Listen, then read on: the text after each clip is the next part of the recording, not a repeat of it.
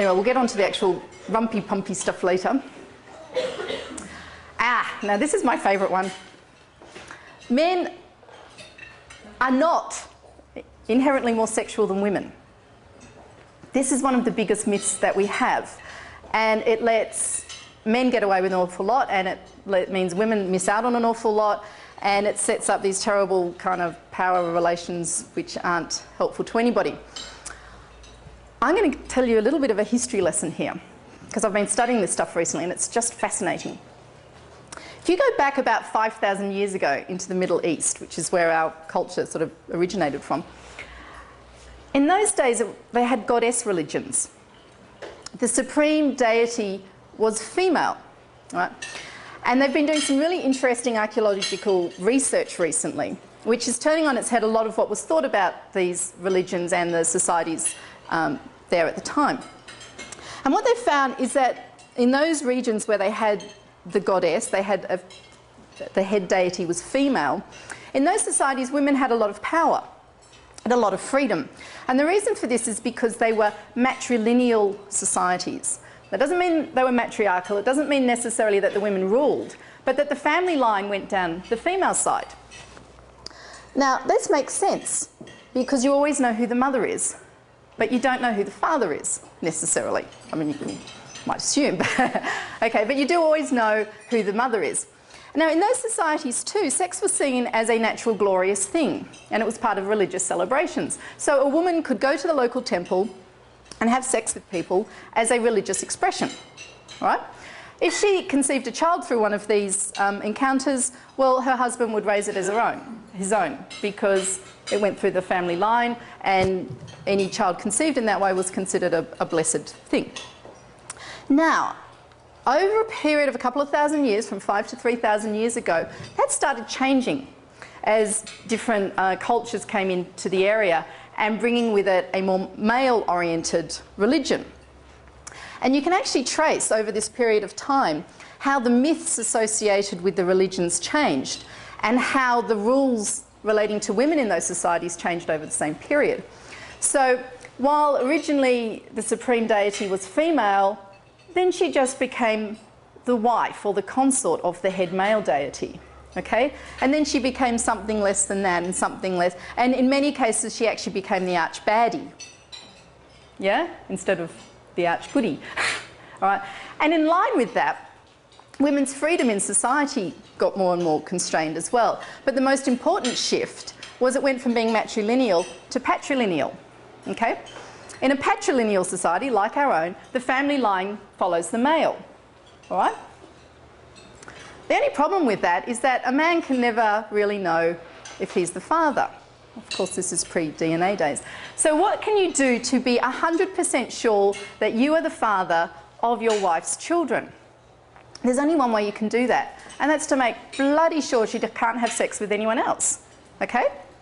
Yeah? So the rules changed. There's two ways to make sure a woman's not going to have sex with anyone else. One is to stone her if she does, which were the rules. But more importantly, more insidiously and more effectively, is to make her think that she doesn't want to. All right? So all of these myths changed about women not wanting to have sex, women not being sexual beings, men being sexual but women aren't. If you bring up a girl to think that she's not sexual, you may know this from your own experience because it still goes on 5,000 years later. If a girl is brought up to think that she's not sexual, that boys are but she's not and she shouldn't and it's wrong, chances are she won't. And if she does, she'll think there's something weird about her and she won't tell anyone. And then, well, damn it all, if she is sexual and she goes and has sex with someone, we'll stone her. Problem solved. Okay? That's just an interesting story to see why we have this way of thinking and how it's been around for thousands of years. So if you've been brought up to think that you're not really sexual or you shouldn't be sexual or men are more sexual than women, don't be surprised. We've got 5,000 years of history. Okay? And it's really only since about the 1970s that there's been a shift in that, which isn't very long.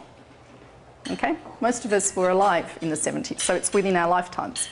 And even if you feel that you had a reasonably good upbringing in terms of sexuality, chances are your mothers and your fathers didn't and their parents didn't, and God forbid their parents didn't before then, because then we're way back into the Victorian era.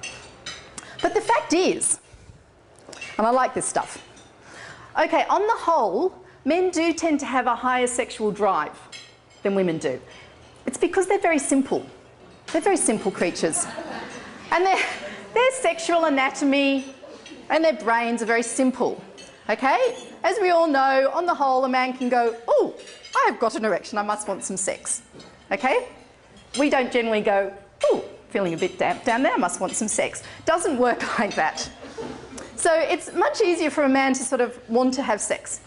However, in converse, even though it's a bit trickier for us to sort of get in the mood and to get aroused, once we are, we have a much higher sexual potential response than men do. Okay? This will be purely theoretical for some of you, but it is true. Women can have multiple orgasms. Many, many orgasms. We can have all sorts of different orgasms. We can have clitoral orgasms, we can have inner vaginal orgasms, we can have deep vaginal orgasms, we can have orgasms from nipple stimulation or from a good toe job, okay? Men can't do that. For men it's pretty simple, you know, they sort of get aroused, pumpy for a while, ejaculation, go to sleep. Really, it's a bit dull. I actually feel sorry for men. Okay? And I feel sorry for women who buy into that particular pattern and think that that's the way it's supposed to be. Because that's not going to satisfy a woman. Okay? If you're having that kind of sex, no wonder you're bored and don't want to do it. Sex can be, and do pay attention young girls here, that's not what sex is all about. Okay? A bit of rumpy-pumpy is good. I'm not against intercourse. Penetration, I prefer to think of it as envelopment. Girls, good thing to shift your thinking here. Why does it have to be penetration? Don't we envelop them? Come in, let me envelop you. Just changes your thinking a little bit.